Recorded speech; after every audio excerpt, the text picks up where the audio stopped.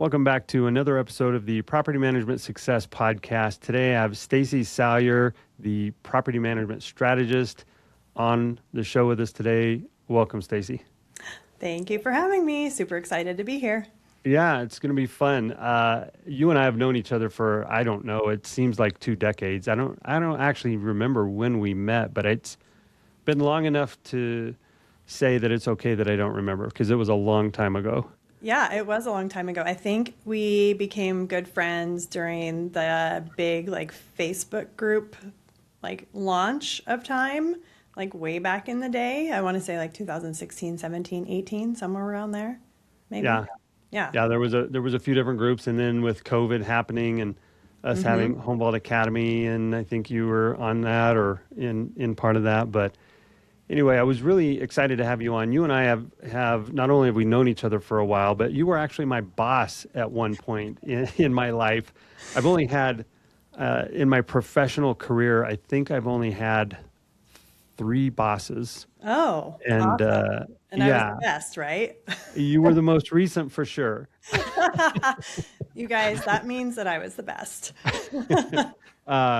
Yeah, so we'll talk a little bit about where you were my boss and Yeah. how that came to be. But you and I both were in the property management space. We both had very successful property management companies, and we both decided to sell.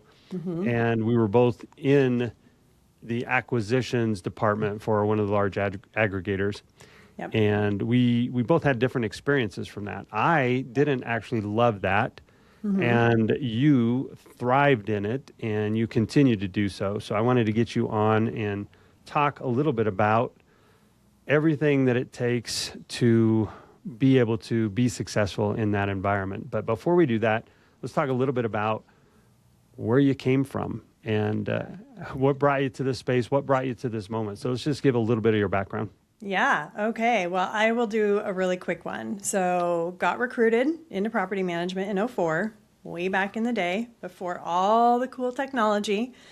Kids, we used pen, paper, receptionists, and Thomas guidebooks. So some people listening will remember that.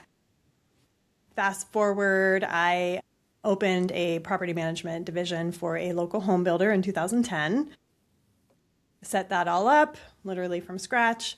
And then in 2016 said, hey, I have a vision, I want to go out on my own. It was a great time. The home builder wanted to retire. So it actually was a win-win. So at that point, I was a single mom of 3. I took a huge leap of faith. I took my 6-figure paycheck and basically said, yeah, well, I'm going to go bet on myself and open from my living room. At that time, prop tech had kind of really started to hit the market. And I wanted to be different, and I needed to create a business that would work with my lifestyle because I was a single mom of 3. I had a kid playing travel baseball, and I had, the other 2.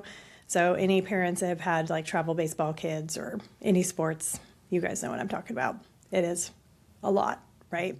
So opened leading edge property management and real estate, and really just worked on growing it organically, worked on all the things that people do, your Google reviews, all that good stuff. And 2019, I ended up having a conversation with a local attorney and said, hey, yeah, I'm looking to grow, if you know any clients. And he said, hey, I actually know a guy, a boomer, who's looking to exit. He didn't use the word boomer, but I use the word boomer, and I'll get more into that later. But he said, hey, I'm looking to exit. He set up a meeting, and long story short, we came to a deal, and I ended up purchasing his business in June 2020. So as we all know, that was COVID time. And if we kind of back up a little bit on that, around that time, I had about 200 doors under my management. So I was very much operator, working on growing. I would still say kind of more in the day-to-day. And he had a little over 350 doors. So June 1st, 2020, I now was the proud owner of well over 500 doors, and it totally changed the trajectory of my life and my business. So I'm very passionate about that, teaching people how to go out and acquire in their market, and especially finding our boomer friends. That is one of my taglines. While boomers retire, you acquire. And, being able to carry on their legacy, help their clients and residents. So yeah, that's the start of it. And then the very end of 21, very beginning of 22, I ended up selling my entire business to Pure Property Management. Decided to also stay on, kind of mentioned that a little bit, and I became the director of acquisition. So I ran the entire team. That is where I was Tony's boss, as you came in a little bit later. And yeah, just ran the team nationally. So I worked, with clients all over the United States. I did cold calling. I did, warm outreach. I closed 1,000+ door deals off of cold calls, and everything in between. So that has basically, yeah. Go ahead. We'll get into what you did as the leader of the acquisitions department for the aggregator that you discussed. But before you do that, I want to, there are several people, myself included, that I know that either stumbled upon or through a relationship was able to purchase a property management company. And I've done it a couple of times. You've done it. And so, it's hard to really create a system around that because you don't know what caused it. Like you can guess, you can sort of assume, well, it was because I was nice to him and I sat next to him at an ARPM luncheon and then that started the conversation. It could be that it was the right time. You don't need a haircut till you need a haircut. And that's kind of the way I look at it is when you need something, you recognize that you need it. And sometimes these sellers, they don't need to sell until something happens. And that's the right moment. And so there's a lot of things that we do when we're looking to buy or sell these property management companies that is perceived as luck or actually is luck. And it's really hard to tell the difference. What I am really impressed with is when we went to Pure, you leveraged that time. I came in, I was there, I'm guessing 9 months to a year. It wasn't longer than a year, I don't think. Right. But you really flourished in that environment, and I did not. It was one of the worst times of my professional career, not because of you as my boss, but because I felt like my job in that moment was to find people who were having a bad day and convince them to give up on their dreams, where you leaned into it and you recognized that this is an opportunity to help somebody that didn't necessarily create an exit plan to actually have one. And, the older I get, the more I realize, had I not sold my business to Pure, had I not merged with some of the other people and created Home Vault, I don't know that I would have been very strategic early on about having an exit plan until I decided I need one. And then it might be too late to actually come up with something that was a win-win. And so I was really envious, I guess, of the way that you handled that. And you really lean in and leverage. So let's talk a little bit about what you actually did for them, how you reviewed the deals, and just give people, because there will be a handful of people in this industry that were able to have that experience that you had. There's nobody's going to be able to see as many deals and understand as many sellers and what it looks like to put together a good purchase as you. Handful of people in the industry, in really the history of the industry, because the aggregators haven't come along.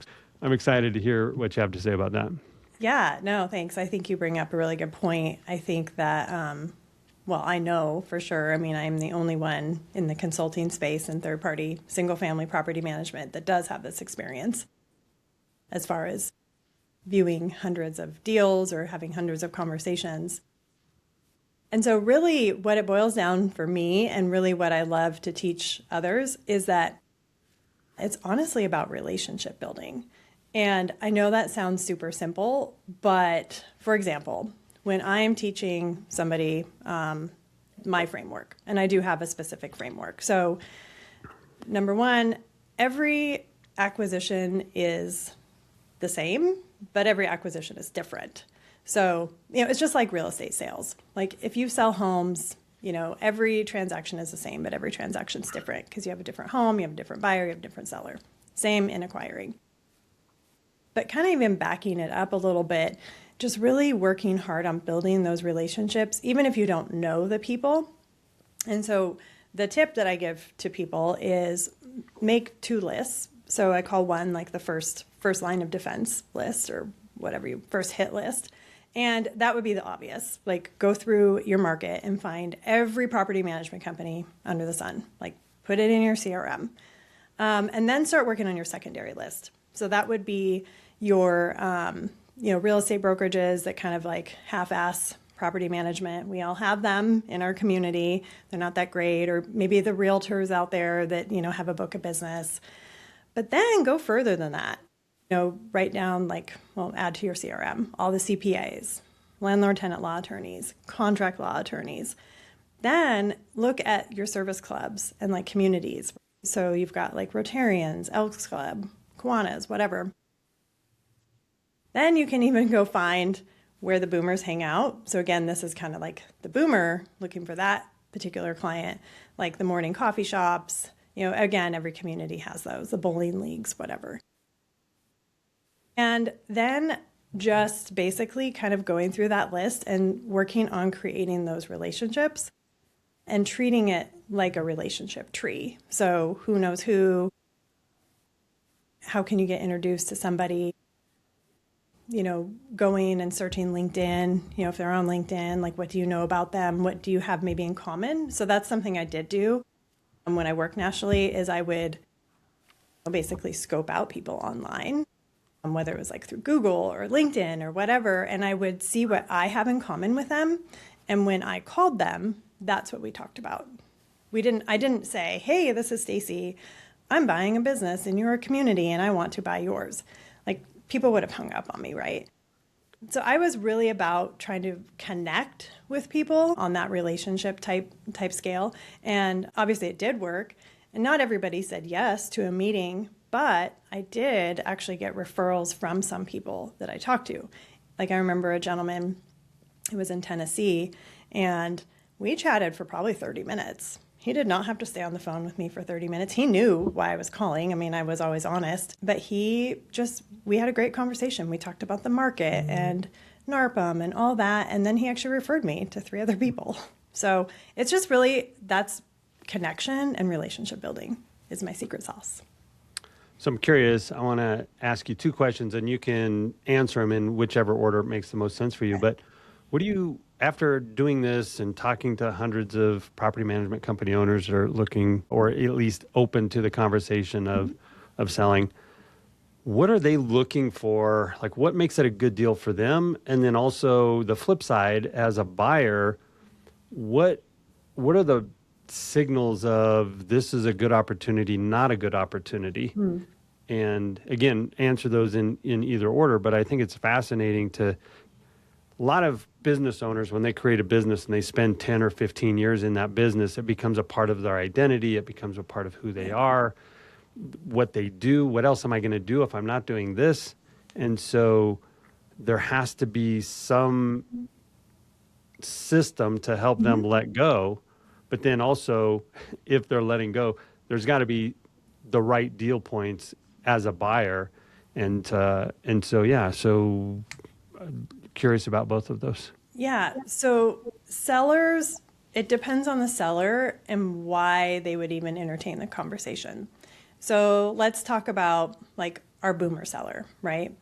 Most boomers have created more of a job for themselves, generally speaking. They haven't necessarily created like a total business. For example, the business that I bought in 2020, it was him and a bookkeeper for 350 doors. So clearly, he was the property manager. He had everything in his head, right?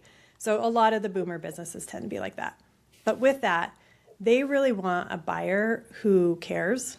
They want a buyer who knows the market. They want a buyer that they can turn over their long-standing contracts to, because they've done business with these people for years. These people trust them inside and out. They do not want to just turn it over to some person who's like gonna not honor that. So I think it's really knowing and listening to the seller and kind of like asking them, well, what would make a good sale for you? Like what do you see? Like what's the perfect buyer for you? It's okay to ask that. And if they don't know, I mean, at least it gives them the question. They can think about it and get back to you. So that would kind of be more the like boomer seller. If it's just a seller, like let's say I build it as an asset, I may be looking more for like, are they going to run it how I did? How much money am I going to make off the sale? Like, what am I going to be able to do with my proceeds? How can I like roll that into something else as an asset? I might look at it a little bit different. And so it's just kind of knowing the difference between the sellers. But I would say, again, as a buyer, your reputation in the market is important. Knowing the market, or at least having somebody that you could bring on that knows the market. If you already own a property management company, like what's your Google review? Like, are you a jerk on Facebook? I mean, like truly, like those things matter. So I think it's really that. And then as a buyer, of course, there's the red flags, and I have different, information out there on like the big red flags. But in my framework, I have lists of questions. In fact, there's several that you can take to buyer meetings. I don't recommend going to a buyer meeting with like my exact list of 25 questions, but like, kind of like having those questions and asking the important things. Like, so tell me, you said yes to this meeting. Tell me like, what are your thoughts? Like, why are you at this meeting? Is it for the free dinner? Is it because you're really thinking of selling? Like, what's your, have you thought of selling before? What's your plan? What's your timeline? And, I think when you really sit back and listen and you approach it with care, you're going to get more information than not. Like if you walk into a meeting with somebody and you're all corporate and buttoned up and you're aggressive and you're wearing a suit and a tie, the person who just found out that their wife has like terminal cancer and they need the money to pay for that, or like go on their last like hurrah, is probably not going to tell you that. But when you go in as like a real human and you like truly care, and you like actually then can help them with the plan, and they have a way out to like honor their business and their legacy, it's really, I don't want to say not that hard, but it's really just boils down to that. Mm-hmm. So, and I get that it all leads to getting to an agreement. Yep. In a letter of intent, something Yep. not super formal, but structured, where like these are the deal points. Mm-hmm. And then that converts into a contract. As we mentioned a couple of times already now, you got the opportunity to look and see all of these different deals, all the different deal points, and you got to see which companies are profitable, which ones mm-hmm. aren't profitable. And mm-hmm. I've heard two different philosophies, so I want to get your take on this. One is, if you're going to buy a company, you want to buy it when it's already got their systems in place and it's mm-hmm. functioning, because then you're going to have less churn.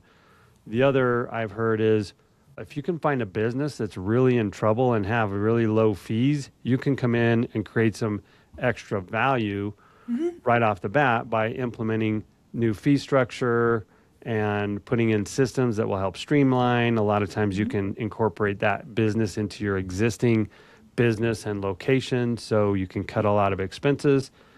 And so is there one way that's better than the other, or is it just sort of every deal has its own points to it, and as long as the math adds up, then that's the right deal? So the answer to that is it really depends. It depends on you as the buyer. So that's part of what I work with like my clients on, is that's what we get really clear with in the very beginning is, who are you? Who are you as a leader? What kind of transformation are you looking to make, like in your life and your business? Can you lead buying like a boomer business, or are you better off leading, buying something that's like an A+ business? So really you have to kind of get right with yourself first, and know truly yourself and like what you want to do and what you can withstand. Because the business I bought was, a boomer business. I mean, they had a lease up fee and a management fee. That was it, right? So I saw massive opportunity. I saw over 350 doors where I could take them. I mean, I knew what my dollar per door was.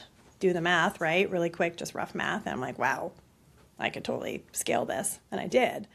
But there's also a ton of work that comes with that. There's also a ton of work on like the client side, resident side, community, like all that. So it just depends on like what you have time with, what your bandwidth is, where you are in your business. And then on the flip side, like if you walk in and you're like, maybe you're an investor listening to this podcast, maybe you already own 10 doors of yourself or 20 doors for you and your family. And you're thinking, wow, maybe I should buy a property management company because I should take my 20 doors, roll it into like something I bought that was 200 doors. And now I'm making, I have all this different revenue source, right? That person probably would want to spend a little bit more money and buy something that's like an A+ company that has the systems, processes, maybe a key employee that's going to come with the sale, because they haven't been in the day-to-day for third-party property management. So it really just kind of depends. But that's what I work with clients, is really kind of getting right with yourself first. Because if you don't know yourself and like what you're looking for and your goals, it could be a hot mess. Yeah. I know that you offer, you mentioned your clients, and I don't know that we made that final leap yet from you working at Pure and then leaving there and starting up the property management strategist. And so your business now is helping people across the country. I'm not sure if you're doing Canada or not, but I've got a few clients up in Canada, and I know that there's probably opportunity there for you as well. Yep. But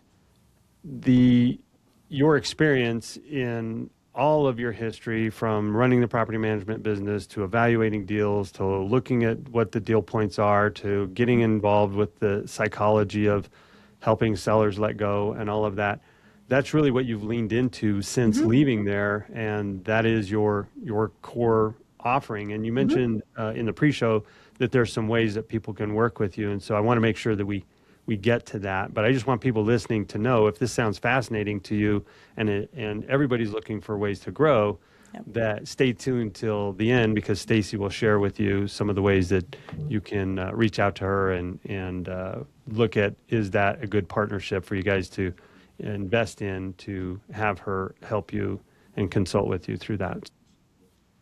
But before we do that, before we spill how to get a hold of you and what your packages look like, I'm curious, what are some, when you're looking at buying these companies, what are some of the deal points that either were, in your experience, were like, these were things that were hard nosed, the sellers wouldn't accept, or like what killed the deal and what greased the deal?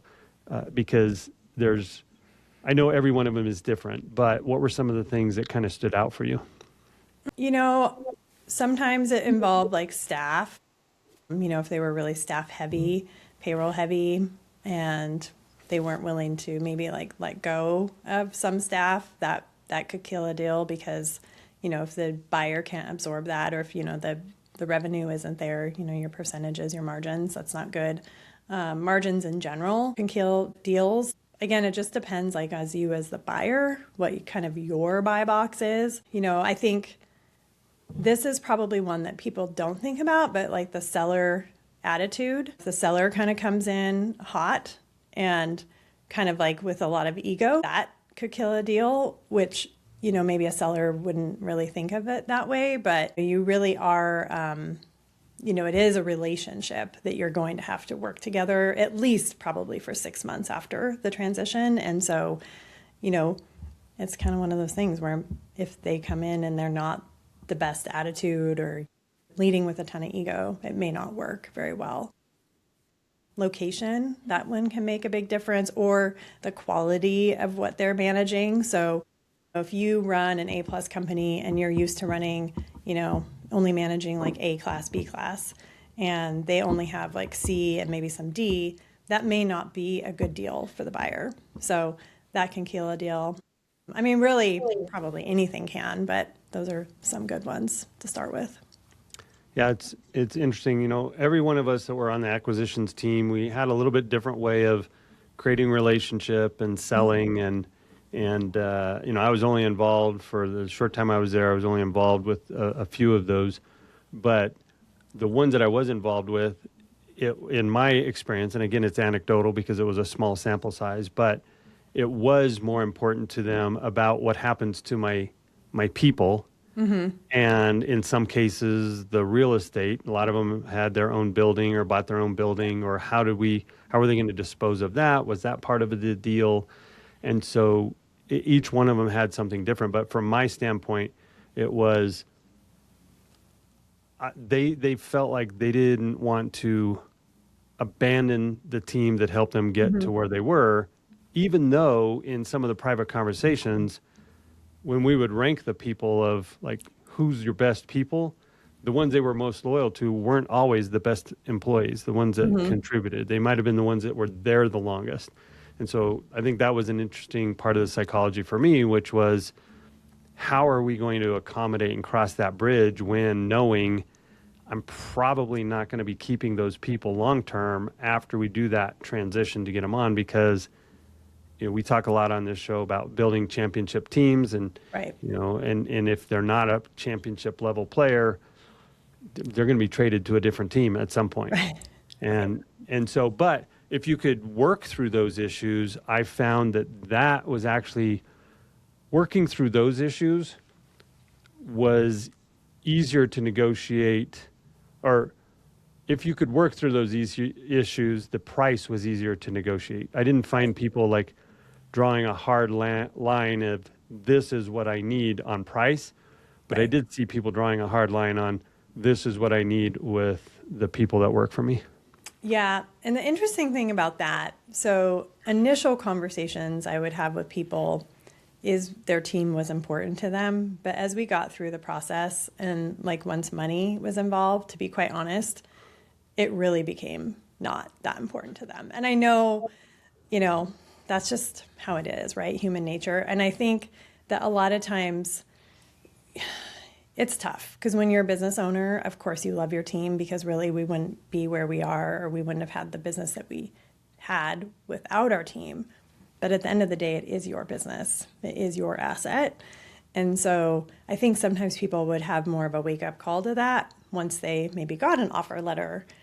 And maybe if there was negotiations that went in on the back end of, well, yeah, we'll pay you whatever if we end up not bringing on these people. I don't know, whatever that may look like. So I think that a lot of times people will say that in the beginning, but I think that is actually a pretty easy negotiation point on the end. Yeah. When somebody's looking to sell and they've gone through this whole thought process, and then they get to the end and we negotiate personnel, we negotiate price, negotiate terms, and even timing, there's a couple of things that as a buyer, and as a seller, but a couple of things that really can affect the profitability of the deal, which is your churn. Yep. Right? How many people are going to leave? How many people are on the edge of leaving the company? And this is just the last straw that pushes them over, and they decide to, if I'm going to work with somebody else, I might as well work with somebody else of my choosing. And so there's the strategy of what do we need to do to put in place to minimize that churn. And I know that you've got some systems and programs to help people through that. But churn is one thing that you really have to manage because that can affect the profitability of the deal. And then the other component to that is the clawback clause. And for those of us that are listening that don't understand or know what a clawback clause is, why don't you take a moment and just kind of explain how something like that would work? Yeah, so clawback, that would be a huge no-go for me if somebody said, number one, they don't want a clawback. But what a clawback basically is, so let's say it's 6 months. So from purchase date to 6 months, anybody that leaves during that time frame, you as the buyer won't have to pay for those particular doors. So let's say 10 people leave, then you just don't pay for those 10 doors. And all the math is spelled out in the contract. Do you typically see those as a clawback? If those 10 people left in that 6 months, you don't pay at all, or you pay for the months that they were still with you, or what's the more common? I mean, I know as a buyer what I would want, and I also know what as a seller what I would want, and I know they're not the same thing. Yeah, that's a good question. I mean, everything's negotiable, right? So, I mean, if I was the buyer, I would just make it an easy, if they left in that 6 months, I'm not going to pay for that particular door. But you could put math in there where you're like, well, if they stayed for 4 months, then we just knock some money on, do all the other weird math. So, I mean, you could do whatever you want in a contract. There's no like right or wrong, however you want to negotiate it. As a seller, you might want to negotiate that, like maybe, or you could even negotiate like, okay, well, if they left because they wanted to sell their investment, but you, new buyer, actually did the sale, so you still made money off of them, then maybe you don't include them in the clawback. I don't know. I mean, there's so many different ways you could negotiate and write up a contract, but Sure. yeah. Sure. Okay, so as putting the deals together, what are some of the other deal points that you've seen that might raise their heads in putting a deal together? So we've got churn, we've got clawback, we've got price, we've got terms. And when I say terms, I know there's 100 terms, but I'm talking about just your payout. When do you get payout? How much do I get it all cash now? Do I get it later? Is it if I do seller finance or owner carry? Are there things to put in place for that? So there's just a bunch of different things that you need to learn or know about, and I named a bunch. Is there anything that you can think of that I left off of that? I think staff probably. And then the seller itself, him or herself, like what does their role look like in the transition? Are they going to stay on as an employee? If they do, what does that role look like? And then, basically kind of all that good stuff. That's probably, you probably covered the basics. Yeah. I want to stick with the one that you brought up, though, that I didn't, because that is, I think it could be very impactful. It could go either way. If the seller stays involved, it could be good because they help with the transition. Yep. It can also be bad if they were the ones that was the point person for everything. Yep. If the clients find out that they're still involved, then it's sort of like you just got a new stepmom or stepdad, and I'm just going to go talk to real mom or real dad. And you kind of go around the authority that was put in place, and that means that they still have the relationship, which we need to transition that relationship off to the new buyer over time. So that's an interesting one that, I'm glad you included that. Well, we've talked a lot about all the different things that you need to consider. And if someone was trying to do this on their own, I know the first time I did it, first time everybody does it, they do it on their own because they just, if they're doing it on their own, they're doing it on their own. Now that there are people like you that can help them, what would something like that look like if somebody said, look, I really want to grow through expansion. I'm still going to grow through my organic growth. Yep. I can't take my foot off the gas there. But what if I could do like one of those, turbo zones or whatever is like, let me just pour the gas on it. Yeah. And accelerate my growth through an acquisition. And they said, I don't want to do this on my own. I'd rather work with somebody who's done, hundreds or evaluated hundreds and closed multiple of these. How would what's an engagement with you look like? So my main program that I would suggest for anybody is joining it's called Salyer's Built to Acquire advisory group. And that is my 12-month program. It will be the best way to work with me as far as that goes, because I have all the framework inside from start to finish, plus the messy middle. So, in the very beginning of this conversation, I talked about like the first line list and the second line list. That's just a very, very small bit of like what we do inside my program, but it's a great way to really have somebody by your side all the time so that, like when I did my first acquisition, I did not have that. And there's some things that I wish I would have known, probably a lot of things I wish I would have known, or that I would have gotten advice on. So I'm not going to say like, oh, yes or no to your prospective deal, but I can give you advice based on what I know and what I've lived. So the framework carries you through from like start to messy middle to closing. And then, really it's all about kind of in the beginning, finding out, kind of yourself as far as like what kind of transformation do you want, like what kind of business do you want to continue having? Like, where are you in your business? And then, having those conversations, getting those conversations moving forward and then to closing. But that my 12-month program, like I said, is a great way. I've got, do you want me to list out the stuff in there? You can Sure. edit Yeah. this question. Okay. Yeah. Yeah, so it's very detailed. It's a great way to work with me specifically and directly. And we start the program off with a one-to-one kickoff call where we build out your roadmap for the next 12 months in a Google Doc where you and I both have access to that. And we work in that Google Doc together. So you'll always be able to get a hold of me. And then we have 2 group calls a month, plus I have office hours every single week. So literally you can get a hold of me every week with questions or challenges or wins or, whatever it is, right? And then I also do quarterly check-ins with each individual person, and those are one-to-one as well.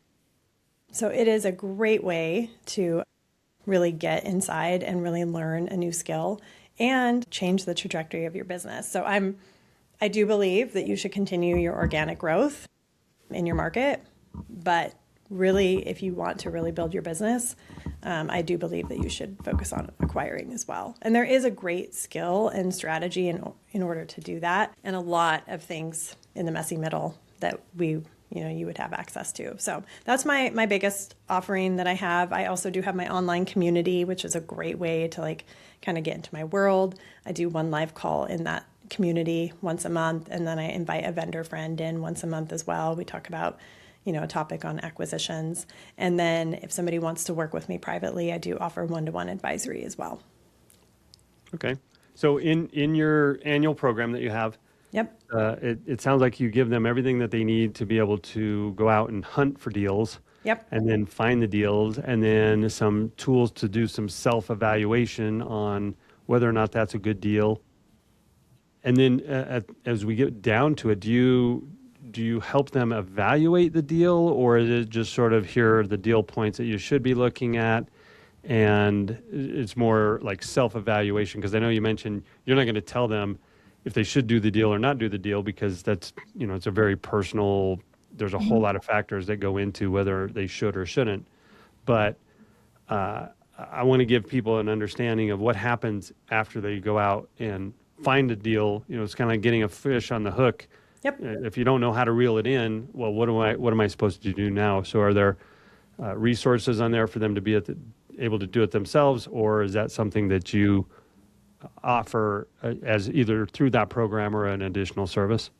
Yes. So I do have resources inside the program, and I will help them evaluate it, and I will give them feedback. But at the end of the day, it's their decision. But with that, so let's say they get a prospective deal and they've kind of done their initial due diligence, they have all the documents that they would need, which you're going to have all those lists inside my program. So you're going to know what you need to get. Then we can put it all together and then take a look at it and then say, I'll give my advice based on my experience. And then I do have within my community as well, within that advisory program, I do also have what I call my A team, the Avenger team. So you're also going to have access to attorneys and insurance people and anybody that you would need in order to execute an acquisition. So that way you're not trying to piecemeal everything together. You're not going to Facebook and asking random questions to people who don't probably know the answer and are giving you random advice. So if you think of it, anything that you would ever have a question on, there will be somebody available to help.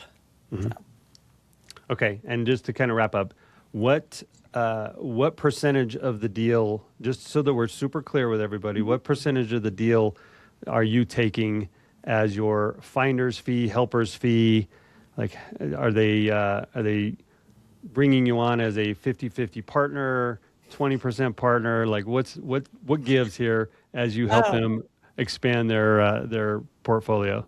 Yeah, well, actually, it's really more the investment in the program, which they're really investing in themselves. So I am not really I'm not charging a finder's fee or anything because I'm not the one finding it for them. They're going out and finding it themselves. But yeah. I already knew that. I just wanted to make it super clear so that if you invest in Stacy's program, she's going to help you find the deal, and then 100% of all of the doors, the profit, the everything is yours Yeah. to then take and build. And so I think it's a great resource for people to, I don't have people on here and push their content. You can't pay your way onto the podcast. But Stacy, I've always really enjoyed the relationship that we've had, and I think you have a huge impact in the industry and the marketplace. And I wanted to make sure that people who are trying to grow have this avenue, and if they're going to have this avenue of growth, I wanted to make sure that they were working with the best. And so I wanted to have you on to share with our audience how you can help them, and the experience that you have is not just theory, but actual real world experience. Yes. Well, thank you. I appreciate that. I love it. I love being able to help people and see them win and change their lives. So and if anybody has any questions, I'm not sure if you're going to put in the show notes how to reach me. I am, but what I've learned through comments and feedback is, even though we put stuff in the show notes, a lot of people listen to this podcast driving from property to property or from the office to home. So let's go ahead and say it on here, and then we'll go ahead and put it there just so that everybody can have access to it, either verbally, auditorily, Auditorily. so they can hear you say it, and they can read it too. Yeah. Okay. So my website is my name, StaceySalyer.com, and the last name is Salyer. And then my email is really easy. It's Stacy, and again, it's Stacey, and then at StaceySalyer.com. So Stacy has an EY, Salyer is Salyer. And I know I have to spell that because of my nickname is the Slayer, because I get called Slayer all the time. So just my website is not that, though. Yeah, I think to help people out, I think I'm probably going to just buy the domain pmslayer.com and just route it over to you so that. Oh, well, thank you. Thank you. Yeah. All right. Anything else you want to close with, Stacy? Yeah, thank you so much for having me on. I look forward to an amazing fire horse year if you're into that. It's, one time in 60 years. And I've been told, create a couple good goals and just focus on those, and you will make them in the year of the fire horse. All right. Sounds great. I don't know what that is, but I will look it up. Oh, well, we should chat. Okay. All right, Stacy. Okay. Great having you on, and good to see you, and look forward to seeing you again real soon. Yep. All right. Thanks so much. Have a great day.